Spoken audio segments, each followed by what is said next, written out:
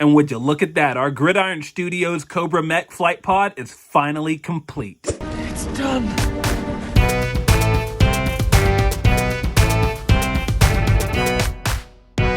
Hello guys, it's Alan the Collector, and I've got a double feature for this review. We're taking a look at the Gridiron Studios Cobra Flight Pod Mech Upper Upgrade Kit, in addition to the brand new armor package, Coil with CoPilot Stack. So a lot of you really seem to enjoy my review of the Mech Lower Upgrade Kit, which turned your Cobra Flight Pod into a walking mech, which I thought was totally awesome. But some of you in the comment section expressed that whether it was the price or the overall end result, this upgrade kit just left you wanting more. Are you not entertained? Well, fortunately for us, the fine folks at Gridiron Studios have been in the lab cooking, and they've finally delivered the level 2 upgrade in this arm apparatus, which will arm our walking mech with some much needed firepower. And boy, does it look awesome. Now, this arm apparatus serves as the main part of this level 2 upgrade, but it comes with so much more, so why don't we take a look?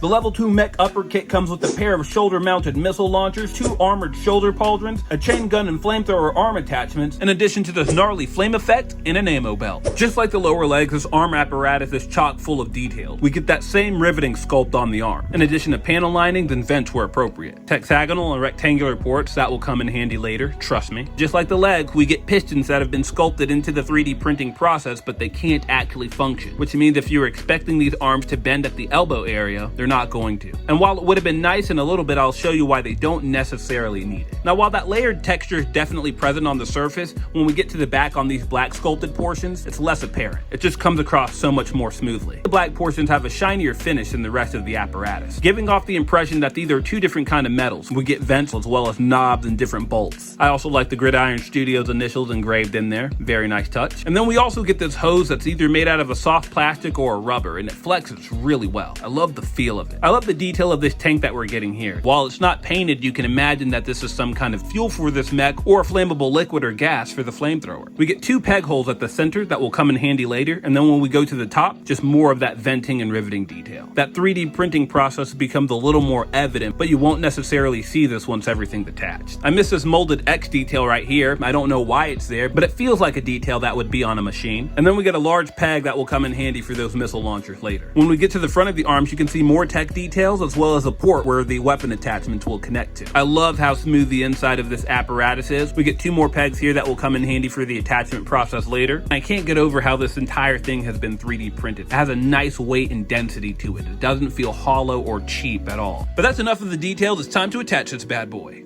Now, the first thing that we have to do is get rid of the jetpack. It's just held on with 2 simple pegs. We'll put it down, but we'll come back to it later. What we won't come back to, though, are these missiles on the side. They were good for what they were, but trust me, what Gridiron Studios has in store is a lot better.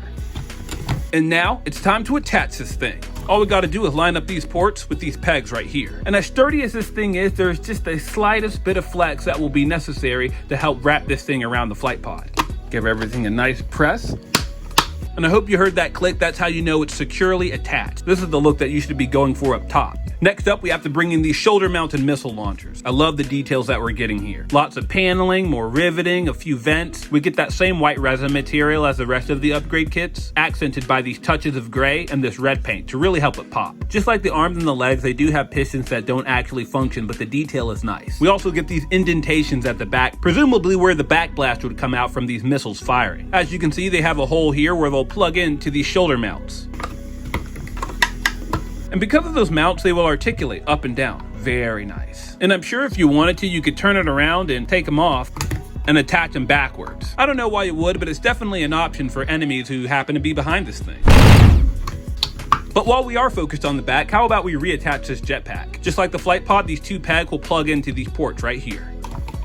Easy enough. Now we've got arms attached, but how about we give this mech a hand with some weapons? I'm thinking the chain gun and the flamethrower. And just like the rest of the upgrade kit, the details here are pretty awesome. I love the porting that we're getting on the barrel. It came out very clean. The same is true when we get closer to the muzzle. We get similar porting detail, this time it's rectangular as opposed to circular, and then we have a port for blast effect that might be compatible with some of the ones you already have in your collection. Next up, we have this flamethrower, and just like the chain gun, the details here are also pretty nice. We get similar porting here towards the middle of the flamethrower, as well as hoses to help this flamethrower function. The detail on the tip of the lighter came out very clean as well. So know that the flamethrower also has a port for blast effects for those interested. Both of these weapons have these cone-shaped pegs that will plug into these gaps here in the arms.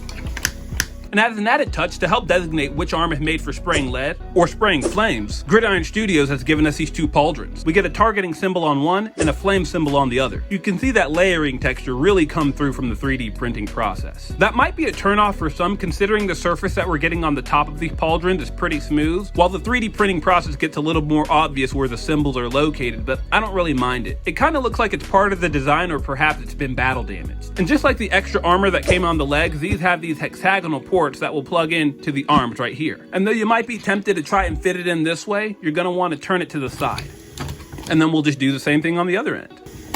It does help fill out the look quite nicely. But there's one extra detail that we need to make this level 2 upgrade complete, and that's this ammo belt that it comes with. I know I've said it a lot already, but it's really hard to believe this was entirely 3D printed. It feels very sturdy, it's got a decent weight, and it falls very naturally. As you can see, they've been 3D printed in this gunmetal gray, and then they have the peg that looks like it's half of a trapezoid. It has a Gridiron Studios initial engraved on one end, and it'll fit into these ports on the mech's arms. To put it on, we might have to take this pauldron off, and then we'll just kind of match the groove. There we go. It's a pretty snug fit. Now what we're gonna do is just turn it over, and you'll see another gap located right here. Just gotta finagle it, and very nice. Plug this back on. There we go. And look at that. This thing is freaking awesome. Damn. That is good. Now, a few things to keep in mind. Again, there is no elbow articulation, but we do get ball joints on the shoulders that match the ball joints that we get on the hips of the lower mech. It has a full 360-degree range of motion. The other thing to keep in mind is that with all the attachments, this thing is pretty heavy, but the articulation that is available on it is still enough to get it in some awesome one-legged poses. I did that without even trying. So believe me, while it is limited in what it can do, it's not as limited as you might think. You can really get them into some really deep poses going ballistic. It's awesome. But if you don't want to bother with animating like I do, it does come with this really cool flamethrower effect. This is also a 3D printed piece, but it's done particularly well. You have these different shades of oranges in this translucent plastic. It really gives an authentic look to these flames. It's about 7 inches long, and when it's attached, it makes this thing look pretty dynamic. All we have to do is plug the tip of this flamethrower into this port right here. Now the intention is to have it pose like the flame is reaching the ground because of the flat base on this flame effect. I like how far it stretches from the mech, but I do have one gripe with it. It kind of falls out pretty easily. You should be able to let friction and gravity do the work for you, but you might run into that issue. However, it won't stop you from being able to pose this in the air. Just pop his arm that way, and if you're careful, you should still be able to get this mech launching flames into the air. It's an option for you if you want. Now, the set didn't include any blast effects for the chain gun, and I found that most G.I. Joe classified blast effects that I had in my collection don't really fit. The pegs are just too small for it. But you can use one of the smaller blast effects that came with the HasLab Dragonfly. It should fit in quite nicely. So if you look hard enough in your collection or buy from Gridiron Studios, I'm sure there is a blast effect that can accommodate this chain gun. And I have heard from some collectors that they aren't really pleased with the way this blaster now looks. It's a rather interesting placement. On the Gridiron Studios website, they did have it popped off, but I don't like the look of this peg sticking out in the bottom. So what I like to do instead is reattach it, but backwards. Not only does it give it a more ambiguous tech look, when we go to the back, it could almost double as an exhaust port, or perhaps another way to blast enemies from behind. I like it personally when my mechs have a bit more firepower, so I'm going to rotate mine back to the front. While we did have to ditch those missiles on the side, they still gave us a way to accommodate the jet rockets on the back. I don't really see this thing being able to fly through the air so much, but I do have a feeling it could hover through the battlefield. Nice. You do have the option between swapping out the arm attachments to better fit your preferences.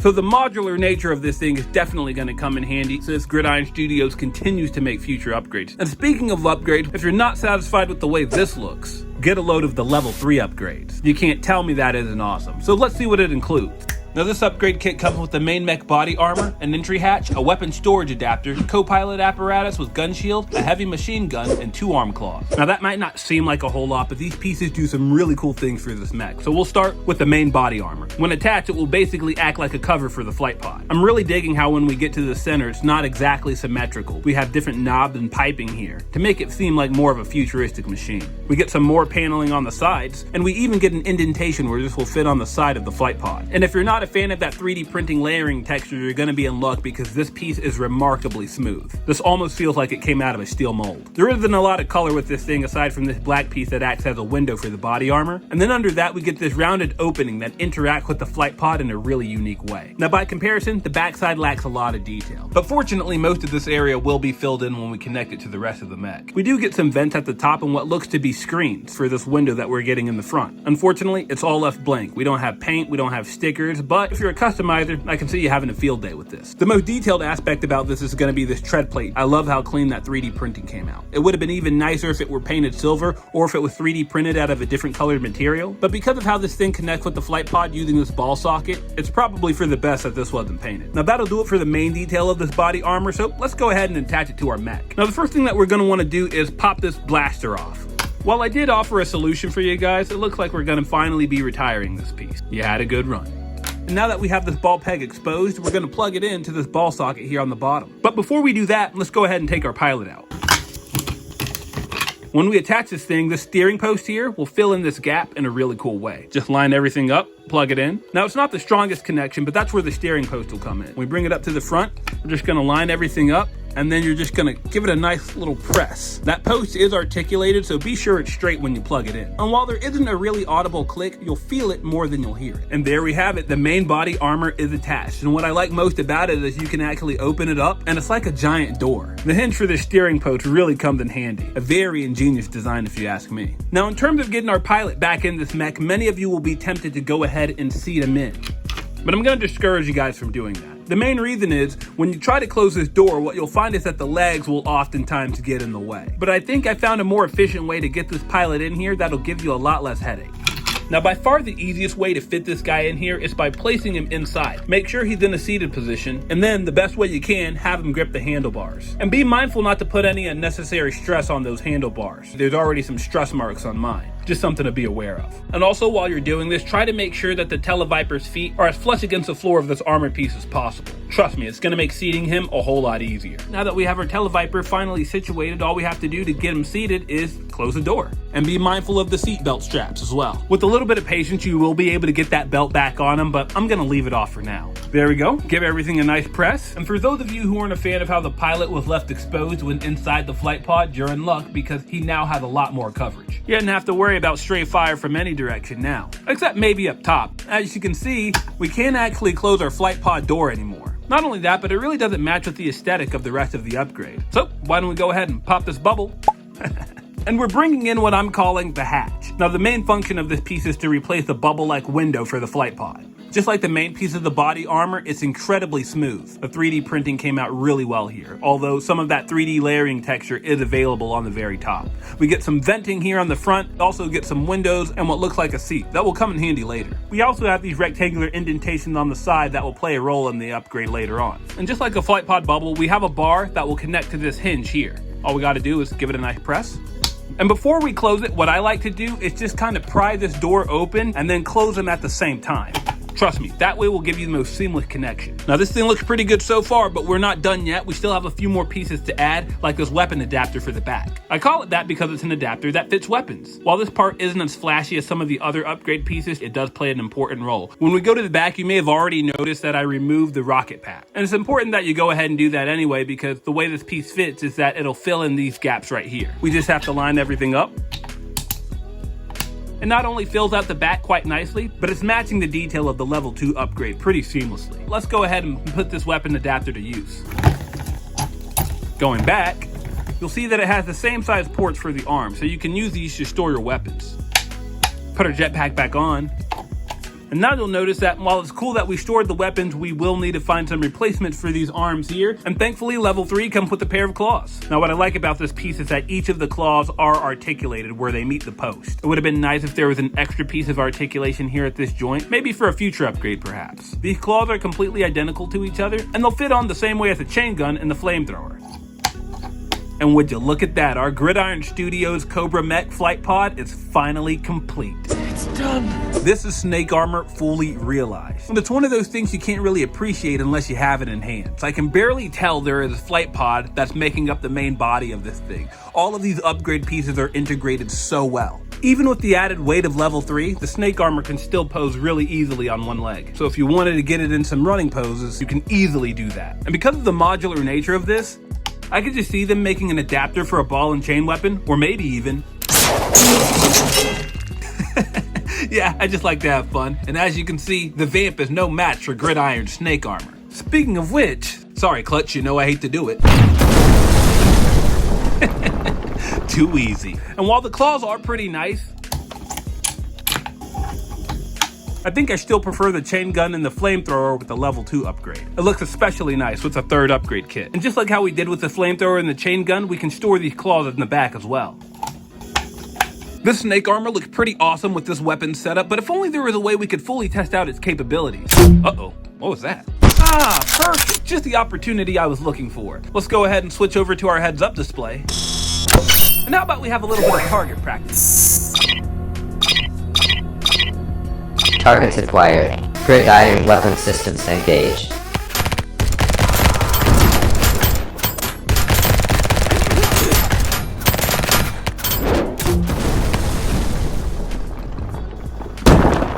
And what are we gonna do with you? Oh, I know. Let's try these claws on for size again. Way too easy. But Gridiron Studios isn't just satisfied with recreating a snake armor, they had to take it one step further with the last piece of this upgrade kit. It's called the CoPilot Stack, and it comes to us in a few pieces here. I'll explain each one. Now the first piece is a CoPilot apparatus. As you can see, it's been 3D printed out of that same white resin material. And then we also have 2 tabs right here that will be important later. They also developed this slider that goes along the perimeter of the apparatus. That's going to be important for the heavy machine gun. At this point, the folks at Gridiron Studios are truly experts when it comes to designing the most detailed weapons that you can find on the market. I'm sure this is based on something real, but it also has a bit of a sci-fi flair to it. And I also like the added detail of this box magazine. You can see that bullets have been sculpted in there, but they aren't painted. As you can see, we have a peg right here, and that's so we can attach this to the apparatus with this hole right there. You give it a nice press. And I cannot stress it enough, make sure the heavy machine gun is pointing away from the arch and not inside of it. Because once this piece is locked in, you're gonna have a hard time getting it out. Incredibly important to attach this heavy machine gun first because of this gun shield. We get that same riveting detail as the rest of the mech, and then we have a tab on the back that'll fit this gap right below the heavy machine gun. And we're almost complete. Now, the only thing we have to do is take our snake armor, open this thing up, and as you can see, we have those rectangular gaps I mentioned earlier. You're just gonna take this, it does have a little bit of flex to it, and you're just gonna place this so that each of these square tabs fit these gaps right here. Just give it a nice squeeze, make sure everything's lined up. And if you did everything properly, you should have a swiveling CoPilot stack like this. Sure, it does leave our Televiper a bit more exposed now, but he has some extra firepower up top. Now all we have to do is find a pilot. I personally like to use the Stinger driver from the G.I. Joe Classified series. Now the best way to get him seated in this CoPilot stack is to first remove it, get him in a seated position. And while you don't have to, I like to remove the apparatus. Place our CoPilot inside, you can see he has a little area to sit down. So we'll reattach the apparatus. Get this CoPilot's hands on the handle of this heavy machine gun. Reattach the hatch. And now if you've done everything properly, you have our snake armor with the CoPilot stack, and this looks pretty awesome. While there's not a lot of real estate to move this CoPilot around, you can still swivel the heavy machine gun, which is just a nice option for more dynamic poses. And even with the added weight, check this out. You can still get the snake armor balanced on one leg for running poses. A very nice touch. And while the set is by no means cheap, if you saw my last review, you knew there was no way I could resist buying a second one of these bad boys. They are absolutely massive and awesome. And speaking of their size, they're close to 11 inches tall when that CoPilot stack is fully assembled. So let's go ahead and see how they compare to other figures you might have in your collections. Now, as I mentioned, the Gridiron Studios Flight Pod Snake Armor is in the 6-inch scale and stands close to 11 inches tall, which means it's absolutely going to dwarf your figures in the Power Rangers Lightning collection, like the Boom Studios Omega Rangers and Morph Ninja Turtles. The same is going to be true for Marvel Legends of various sizes, like the Walgreens exclusive Fantastic Four, the Super Skrull Build-A-Figure, Dr. Doom, or the Silver Surfer. It's going to tower over your other army builders in the G.I. Joe Classified line, and it's a sight to behold when paired with some Cobra vehicles like the Hiss Tank, Anti-Tank Drone, Cobra Coil, and Stinger. Here's how it looks with the HasLab Dragonfly, Ram Cycle, Serpentor's Air Chariot, and a Python Patrol Flight Pod. You could probably fudge it in with the 7-inch figures of McFarlane's Spawn line, various TMNT figures from Secret of the Ooze, and it can stand toe-to-toe next to large-scale figures by NECA like the Spider Gremlin, Alien Queen, Ed 209, and the Power Loader. Here's how all 3 stages of upgrades look together. And finally, here's how it looks under black light. No effect, but who are we kidding? This thing's gonna look awesome in any lighting setup. So as for my final thoughts, if you couldn't already tell, I had a lot of fun with these upgrade kits. Gridiron Studios has truly outdone themselves with the engineering of levels 2 and 3, and just how well they integrate with the existing flight pod. The arms and additional weapons of level 2 are a real showstopper, and the body armor that comes with level 3 gives us an amazing rendition of the Cobra S.N.A.K.E Armor that you can easily sneak into other toy lines you might be collecting. But the elephant in the room here is the price. These sets aren't cheap. $50 is what you're typically gonna have to drop on each set to make this mech possible. Now, Gridiron Studios does mass produce everything here in the US, and I think you'll be hard pressed to find anyone else who's mass producing similar things at the same quality for the same price, if not more. So if you're still on the fence, my personal recommendation is that you at least give the lower legs and upper arms a try. And if you like what you see, you'll have no problem getting the third set too. These may not be for everybody, but when something grabs you, it grabs you, and that's what this set did for me. But if you're still not convinced, at the very least, I hope you enjoyed my review. Thanks so much for sticking around till the very end. As you can tell, I had a blast playing around with this mech. So don't forget to like, comment, and share my video if you think others might find it entertaining or useful as well. Be sure to stick around for a gallery at the end, and as always, collect responsibly.